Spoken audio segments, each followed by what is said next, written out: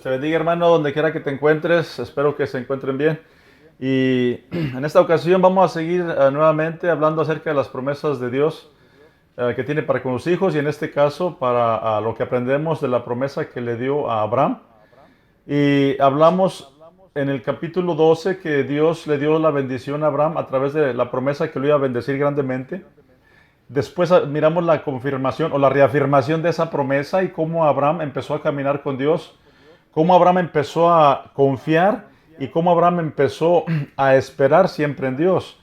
Y miramos, les decía yo de cómo la reafirmación de Dios es bien importantísimo que nosotros lo entendamos porque Abraham también como ser humano y como nosotros, él también creo que batalló al principio para poder entender a Dios porque Dios le prometió una descendencia enorme, numerosa, pero no tenía hijo y después Dios le dijo que le iba a dar un hijo.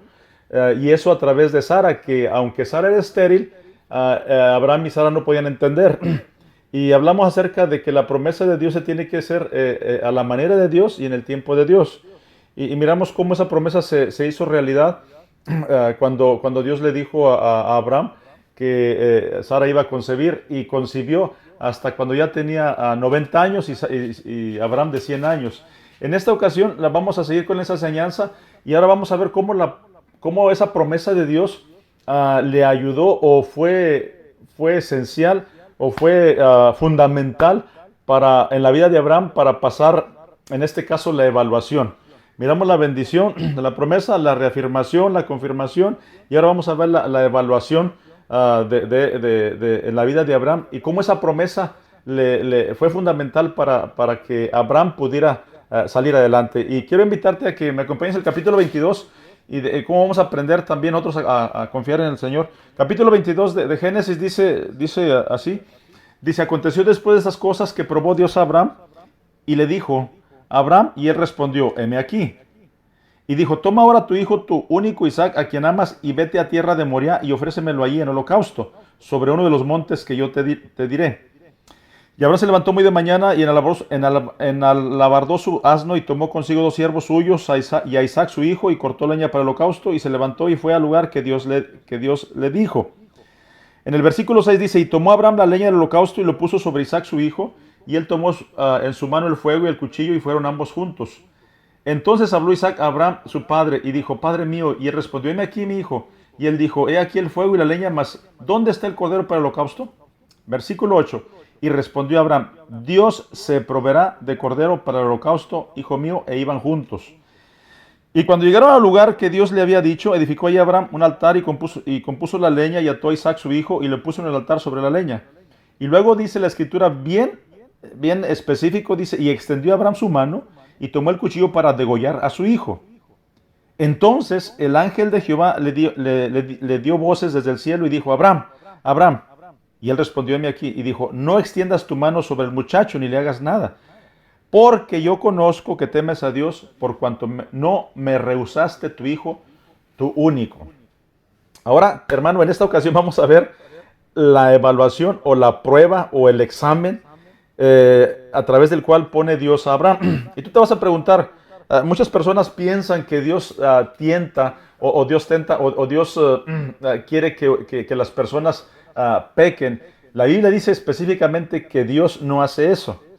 ¿Qué es lo que hace Dios? En este caso, cuando pone a prueba a Abraham, la palabra que está ahí es precisamente eso, ponerle un examen.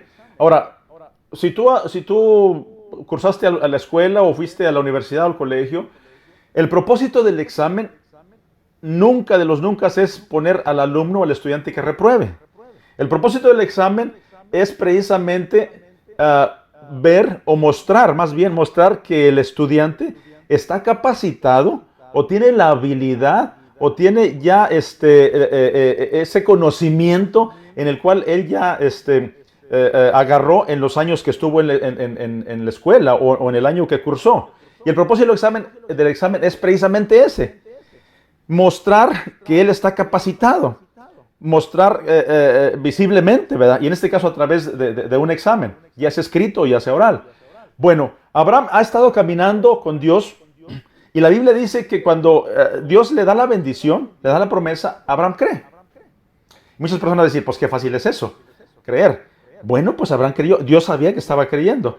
Pero esa creencia o esa fe, esa confianza se iba agrandando, se iba manifestando en el diario vivir de Abraham, porque iba conociendo a Dios. El capítulo 15 dice que Dios lo justifica y lo considera justo porque mira que esa fe está firme.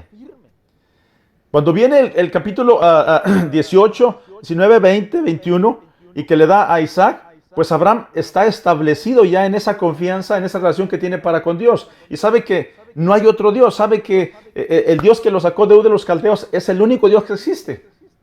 Pero ahora Dios le dice, ¿sabes qué? Ofréceme a tu hijo único, a Isaac. Ahora, quiero que entiendas esto. Aquí podemos ver algunas contradicciones. Pero quiero que entiendas, cuando tú vas, si Dios te ha dado la promesa, si Dios te ha dado la bendición, tenemos que entenderla y ponernos en la perspectiva de Dios y en la mentalidad de Dios para poder pasar ese examen. ¿Ok? Porque cuando Dios le dice a Abraham, hey, quiero que me ofrezcas a Isaac. Ahí, para empezar, ya era algo que iba en contra de lo que la misma palabra había sido revelada. Por ejemplo, el capítulo 9 de Génesis dice ahí Dios que él iba a demandar la sangre de cualquier persona que fuera asesinada. ¿Okay? Entonces estaba prohibido el asesinato. No existían todavía los 10 mandamientos. Algunas personas dicen que sí, pero eso no es cierto. En la Biblia, en las palabras no está ahí. Entonces, pero sí existían ciertos mandamientos. Y eso era uno. Pero fíjate, ahora Dios le dice a Abraham que mate a Isaac. ¿Ok? Segundo, Dios le está diciendo, ofréceme al que amas. A tu hijo, pero al que amas. Porque una cosa es tener hijos o tener un hijo y no amarlo, no quererlo. Pero aquí dice bien específico que Abraham lo amaba, no solamente lo quería, pero lo amaba exageradamente. Y Dios le dice, ofrécemelo. ¿Ok? Tercero, Dios le había dicho que le iba a dar mucha descendencia y que su descendencia iba a ser bien numerosa. Ya Abraham había visto la realización de esa promesa en Isaac. Ya el muchacho tenía tal vez algunos 15 años. Y ahora dice que lo mate. Entonces, ¿cómo se va a realizar eso? Bueno, para poder entender cómo Abraham pasó el examen, nosotros también tenemos que ponernos en esa perspectiva de Dios. ¿Ok? Aunque es cierto que esas cosas como que no tienen sentido, una de las cosas que Abraham tuvo en su corazón y en su mente es el tener siempre, todo el tiempo, todas las veces, a Dios en primer lugar. Amar a Dios más que a su hijo. Amar a Dios más que a su propia existencia. Y lo podemos ver cuando él dice, por ejemplo, ¿cómo es que pasó la prueba del examen? Bueno, obedeciendo 100% a Dios. Y aquí es una expresión bien efectiva de cómo podemos ver una persona que está ejerciendo una fe genuina en Dios. Muchos cristianos tienen problemas con la epístola del apóstol Santiago cuando dicen que ¿es fe o es obras? No. La epístola de Santiago está hablando de, en realidad, en qué consiste una fe genuina. Y Santiago dice que una fe genuina se manifiesta como produciendo o haciendo como consecuencias obras. Esa es una fe genuina. Muchos pueden decir que tienen fe, aún hasta los demonios, pero dice que ellos pues creen en Dios y tiemblan, pero esa fe no es una fe genuina. Entonces, Santiago está hablando de la fe falsa y de la fe verdadera, de una fe genuina y de una fe que es efectiva. Y Santiago dice, la fe genuina es una fe que produce o que tiene consecuencias y que se manifiesta en un caminar diario. Y en este caso pone como ejemplo a Abraham también. Y ahí menciona específicamente este pasaje del capítulo 22. Ahora, Abraham se mantuvo y pasó la prueba porque él se mantuvo viendo la promesa. Y aquí es donde quiero que te metas conmigo. Por ejemplo, Dios le prometió que lo iba a bendecir y que su descendencia iba a ser numerosa. Bueno, si Dios dijo eso y luego le juró por él mismo que eso iba a ser, el hecho de que le pidiera a Isaac que lo matara, el hecho de que le dijera que lo asesinara a pesar de que lo quería, eso para Abraham era irrelevante porque él estaba poniendo a Dios y estaba diciendo que Dios, si lo mataba o que lo iba a matar, lo iba a resucitar de los muertos. Entonces dices, no, Abraham no lo iba a matar. No, sí lo iba a matar. Abraham lo iba a matar literalmente. Pero como él tenía el razonamiento de que Dios le había prometido, él dice, pues me lo va a resucitar. Y eso te lo voy a probar en el capítulo 11 de Hebreos. Te lo voy a leer como dice el capítulo 11 de Hebreos. Fíjate lo que dice en el versículo 17. Dice literalmente, dice, versículo 17 del capítulo 11, por la fe. ¿Te fijas? Por la fe, o sea, por la confianza que Abraham tuvo en la promesa, en la palabra de Dios, en poner a Dios en primer lugar, dice, por la fe, Abraham, cuando fue probado, o sea, cuando le pusieron el examen, dice, ofreció a Isaac. Y el que había recibido las promesas, dice, Abraham, o sea, el que le habían dicho que iba a ser su descendencia numerosa, dice, ofrecía su unigénito, al que más amaba. O sea, él puso estas cosas porque, por primer lugar, estaba Dios. Y luego dice, habiéndole dicho, dice, y el que había recibido las promesas ofrecía su unigénito. Habiéndosele dicho, en Isaac te será llamada descendencia. O sea, Isaac iba a ser el canal o el ducto, ¿verdad? Pero fíjate lo que dice después, dice, versículo 19, pensando. ¿Quién estaba pensando? Pues Abraham.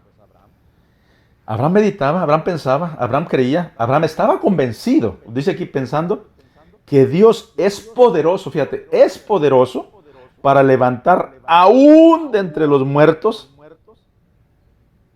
de donde, aquí dice, en sentido figurado, también lo volvió a recibir. O sea, literalmente Abraham, él dijo, no hay problema, yo lo mato. Pero porque él ya había entendido, él dijo, Dios es todopoderoso. Yo ya estaba viejo. Abraham llevaba más o menos caminando con Dios como unos 40 años, desde que salió de Ur de los Caldeos. Con 75 años, ya cuando tiene la edad, Isaac, pienso unos 12, 15 años, ya como 40 años caminando con Dios. Entonces, él ya conocía a Dios. Entonces, él dijo, si tú me lo pides, aquí está. Sí, pero me lo estás pidiendo no porque seas egoísta. Si tú ya me lo habías dado. Y yo no sé, me lo pides, aquí está, pero dice aquí la palabra que él estaba convencido que lo iba a resucitar de los muertos. Y dice el escritor de Hebreos, donde en sentido figurado también lo recibió. Entonces, yo quiero decirte en esta ocasión que la promesa que Dios te da, si tú la entiendes, si te la ha confirmado, si te la ha reafirmado, va a haber un momento dado de la prueba o del examen. Y quiero que recuerdes esto. Si Dios te prometió algo, aunque parezca una contradicción, mantente en eso. Pon tus pies bien firmes y sigue creyendo. ¿Ok? Es lo que dice el Señor Jesús. Así como Abraham se mantuvo en fe, dice en fe, yo te lo ofrezco, aunque era una contradicción y aunque era algo que se podría decir que iba en contra de lo que estaba revelado ya, ¿verdad? El Señor Jesús dice bien específico. Hay un pasaje bien hermoso, bien bonito, de Juan, capítulo 10. Quiero leerte el versículo 27 y 28. Cuando el Señor, si el Señor te ha llamado, si el Señor te da una promesa, nadie te la puede quitar. Si tú eres un hijo o eres una oveja de Dios, si te da una promesa, si viene la prueba, viene el examen, yo quiero que entiendas eso. No es para que repruebes. Se asume que ya aprendiste, ¿verdad? En este lapso de tiempo que Dios te estuvo enseñando. Y el Señor Jesús dice en el capítulo 10, versículo 27 al 29 del Evangelio de Juan, fíjate lo que dice el Señor Jesús cuando habla acerca de la salvación y de sus ovejas. Dice en el versículo 27, mis ovejas oyen mi voz y yo las conozco y me siguen. Y yo les doy vida eterna. Y luego dice, y no perecerán jamás, ni nadie las arrebatará de mi mano. Mi Padre que me las dio es mayor que todos y nadie los puede arrebatar de la mano de mi Padre. Si Dios te dio esa promesa de la vida eterna, y por ejemplo si hay persecución, y alguien te va a matar, tú dices, si reniego o niego el nombre del Señor Jesús, y debido a eso me van a dar vida, voy a vivir unos 10, 20 años, pues para ti puede ser lógico, ¿verdad? Pero la promesa dice aquí, yo les doy vida eterna. ¿Cómo vas a obtener esa vida eterna? Quiero que pienses esto. Si Jesús te está dando vida eterna, y si tienes miedo, por ejemplo, si viene una persecución, o dar tu vida, o viene una prueba, un examen, algún sufrimiento, lo que sea, pero la promesa está, yo te doy vida eterna, dice, y nadie las puede arrebatar de mi mano. ¿Por qué no estar dispuesto a pasar ese examen, esa prueba? Pon tu vista, pon la mirada en las promesas, en la bendición, en lo que Dios te ha dicho, no en las circunstancias o en las situaciones por las que pasas. Todo sufrimiento es temporal, toda enfermedad es pasajera, todo examen pues tiene su tiempo nada más. El punto es, hermano, hermana, que Abraham se mantuvo y estuvo dispuesto a dar su hijo único porque él dijo, yo amo más a Dios porque Él me lo dio. Entonces la promesa, si Dios te la dio, cuando venga el examen, yo te invito para que puedas mantenerte y pongas tu mirada siempre en Dios. Que esa promesa que nos dio esa bendición es solamente el principio o es unas primicias de mucho más que nos tiene preparados. Si Él nos prometió vida eterna, Él nos lo va a cumplir, aunque en un momento dado entregues tu vida. Aunque en un momento dado mires la muerte. La muerte no termina con nosotros, porque el Señor Jesús nos ha prometido dar vida eterna. Así es que el Señor te bendiga y que en esta tarde o en esta ocasión, que el Señor pueda abrirnos los ojos y podamos ver, andar en fe, que podamos seguir caminando, que podamos seguir confiando siempre en las promesas del Señor. Que el Señor te bendiga.